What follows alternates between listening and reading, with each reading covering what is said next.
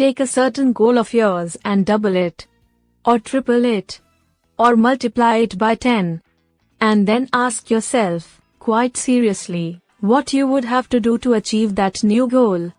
I used this game recently with a friend who holds a position in sales. He came to see me because he was selling $100,000 worth of product each month, the most on his team, and wanted to somehow get to %140,000. I asked him to tell me what it would take for him to sell $200,000 worth of equipment each month. 2,000,000, he shouted. That's impossible.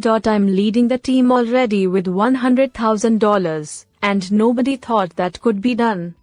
What would have to do? I persisted. No, he said. You don't understand. I want to hit $140,000 a month, and even that is so hard that I don't know how I'll do it. Impossible is nothing stories. I finally told him the theory behind this game.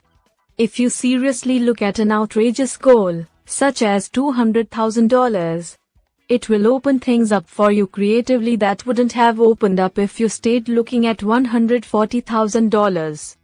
He nodded slowly and reluctantly agrees to play along for a while.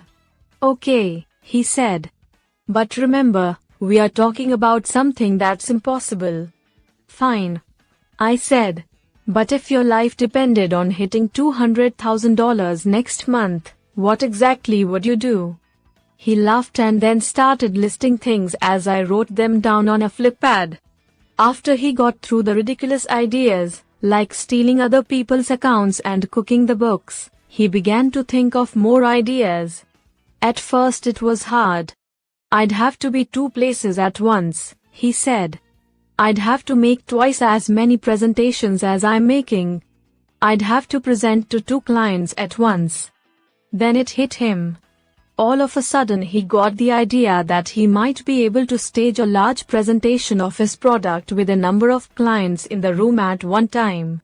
I could rent a room at a hotel and have 20 people in for coffee and donuts, and I could make a big deal out of it, he said.